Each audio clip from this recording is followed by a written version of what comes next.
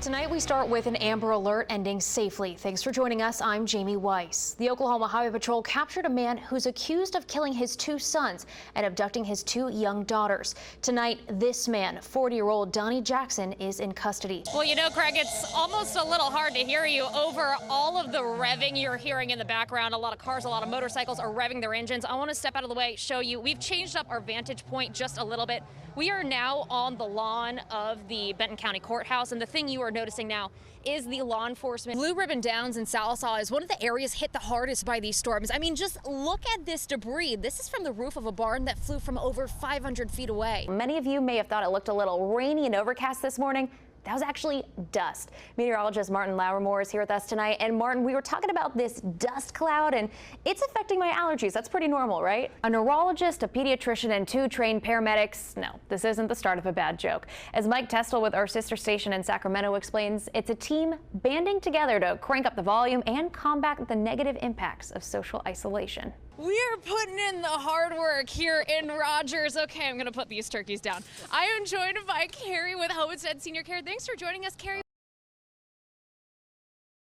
After 6 hours of negotiation, Bentonville police broke this window, all in an attempt to speed up the process to get those two people inside out.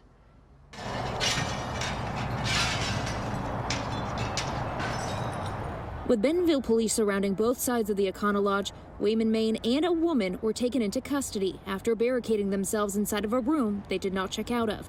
4029 News is not identifying her until she faces charges. We were able to have a peaceable ending, and both subjects are out of the hotel.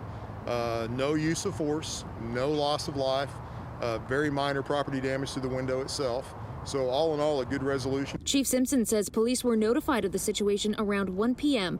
when Wayman May and the woman he was with did not pay for another night in the motel and refused to check out. May had outstanding warrants for violation of parole and now faces new charges, including criminal trespassing. Pretty strong evidence of criminal mischief, a lot of damage to the room, fixtures torn and broken. I think it was an attempt to barricade the doors and the bathroom door. So there's quite a bit of damage in the room. So I would suspect that once we're done processing the room, that our investigators will add charges of criminal mischief just due to the damage itself to the interior of the room.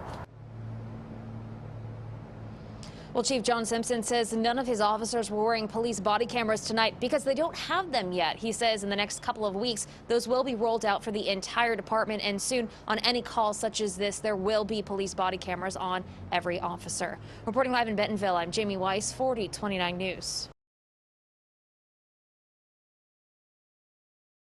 Well, state epidemiologist Dr. Jennifer Dillahay says if all goes well with this Pfizer vaccine, we could start to see the first doses here in Arkansas before the end of the year.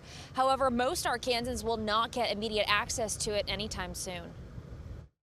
This is hopeful news about the Pfizer vaccine, but there are still important steps that have to be made before it can be made available to the public. And of course, when we first receive it, there won't be sufficient doses for everyone. So high priority groups will receive it first. Which could mean months before the average Arkansan sees the vaccine. In the meantime, nonprofit Immunize Arkansas is getting pharmacies and community clinics ready to help with the distribution by first training them with mass flu clinics. They launched their online training resources today. And so they're going to be doing curbside and drive-through clinics because since we're in a pandemic, you can't really do mass flu clinics like we think of where people just stand in line and get their shot. They have to be done in an unconventional way.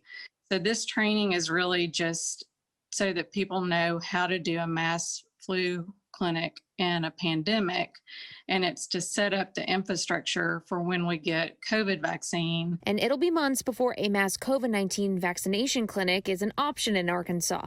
But Mercer says it's best to be prepared, especially ahead of the winter months. We don't want what they're calling a twindemic with flu and COVID. So we're hoping that those high-risk populations are getting their flu vaccine so that they're not at risk for developing flu and COVID at the same time. So once that vaccine is approved, Dr. Dillahay says it's up to the FDA to determine how many doses each state gets. That's typically based off a population. And Dr. Dillahay says at this time they do not know how many doses Arkansas is going to receive in that first shipment. And Jamie, after healthcare workers, who's eligible for the next phase of the vaccination? Well, Paige, according to Dr. Dillahay, their next target population is going to be the more vulnerable population. So that's people who have underlying health conditions, as well as people who live in the ethnic communities that have been hit hard by this pandemic. That includes the Marshallese community as well as the Latinx community. So again, for the average Arkansan, it's going to be at least months before you can get access to this vaccine. Paige, back to you.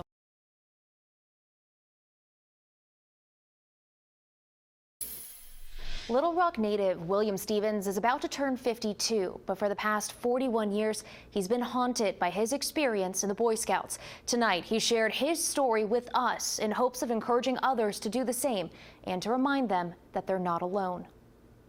I have spent most of my life feeling like damaged goods. The one thing I've always asked myself is, when did I ever matter to scouting? And I've learned throughout this process that I and several other boys never did. William Stevens joined Troop 16 of the Boy Scouts in 1979.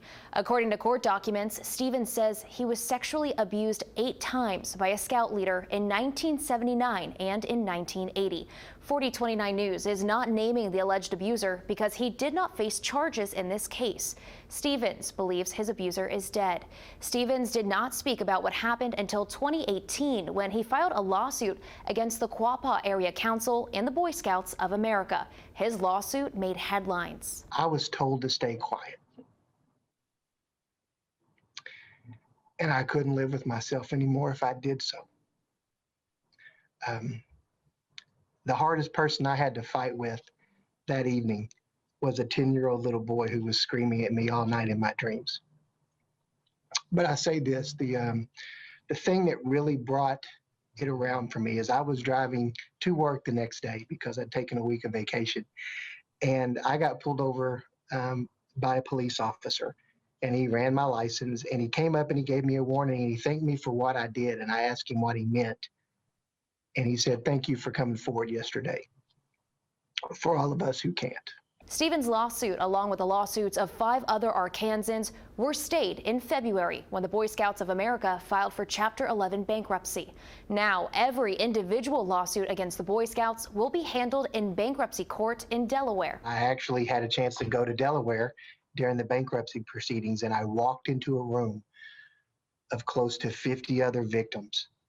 And for the first time, I was not the odd person out in the room.